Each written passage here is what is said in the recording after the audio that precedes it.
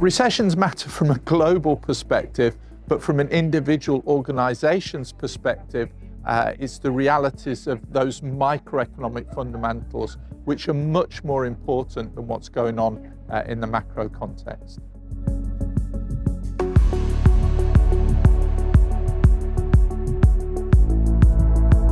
What we have seen, particularly in North America, is Chinese companies relocating into the maquiladoras or creating maquiladoras in northern Mexico. So there's a massive amount of trade out of northern Mexico into the United States, and we're seeing similar effects here. And then the other thing is the reconfiguring of global trade. A lot of activity coming out of China into Vietnam, a lot of activity coming off the east coast of China into the hinterland in China where costs are lower. So there's all of those challenges about reconfiguring your global supply chain, understanding where there's reshoring and bringing the activity closer to home, and managing those relationships. So what we're seeing from a macro perspective is that we'll see that inflation will abate back to normal levels, close to 2% in our major economies. We'll see employment remaining at very high levels. And we'll see growth re-emerging at the end of 2024. 2024 is going to be a relatively flat year as far as growth is concerned. But what I would suggest then is what we need to do is to accept those macroeconomic realities, but look at the microeconomic challenges that we face and perhaps the microeconomic opportunities. So what segments, what markets, what verticals, what geographies are our own individual businesses delivering into? And where do we see the opportunities for growth there? And how can we realign our businesses and our procurement activities in order to take advantage of those trends in the microeconomics realities that we face?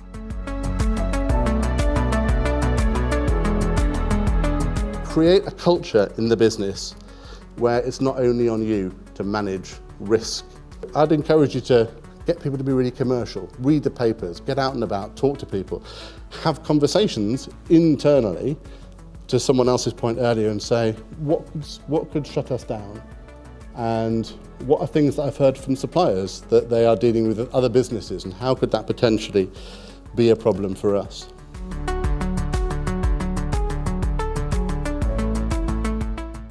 I talk quite often about this idea of graphic equalizers, for those of you that remember hi-fis back in the 80s and 90s, where we have to dial certain parts up and down. We talk about breadth of value, but right now for us, cost is king, right? We cannot, while we've got a consumer market that is flatlining and costs that are going up.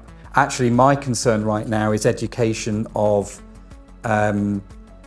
those that are managing suppliers and contracts and how to do that, right? Commercial awareness, contract management awareness, how to, because what I see, and I see everywhere I go, is that you've got multiple contact points into suppliers and they're all telling the suppliers different things. Yeah. Right, so for me right now, you know, the risk sits there and underlies, and you can kind of build your processes to manage that. The biggest concern for me is commercial management of suppliers and that interaction with the business.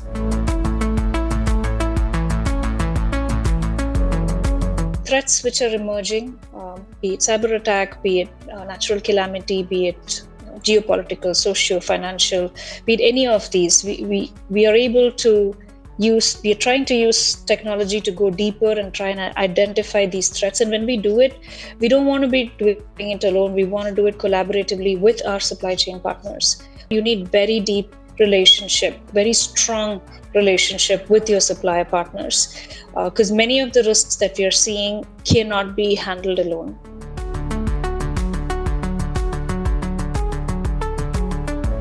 Creating a single view of your supply chain is massive, and being able to bring in external data sources and create a single view. All you're doing is enriching your data, empowering your teams to understand these risks better, understand where we can get ahead of the problem. And without a single view, there's always something which could inadvertently trip us up.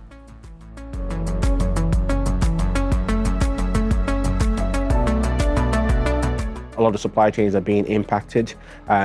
20 years ago when I started my career, probably wasn't a big issue for people to look at, but because of the events that are happening on a day-to-day basis, it's a lot more important for supply chain and procurement professionals to actually focus on the issues around climate change and start to build climate resilience into their supply chains.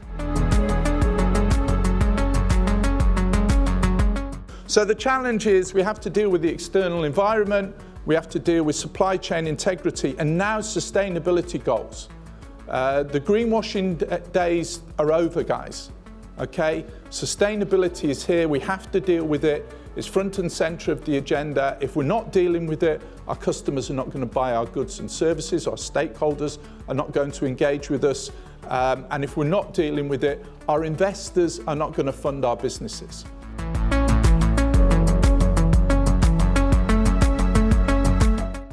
Sustainable procurement, actually at the heart of it, it's two things. It enables transparency across the supply chain and also collaboration. So through that transparency, we're able to identify all the threats and the opportunities. The threats are, of course, all of the things that are working against us, and we can put in place risk mitigations and strategies to avoid those threats and protect our organization. And then the opportunities, we can really assess those opportunities, we can identify the benefits, and we can realize them, which can put us ahead of the competitors. It can safeguard us, it can bring new innovation into the organization. So procurement really can enable the organization to become more resilient, and it's through driving sustainable practices.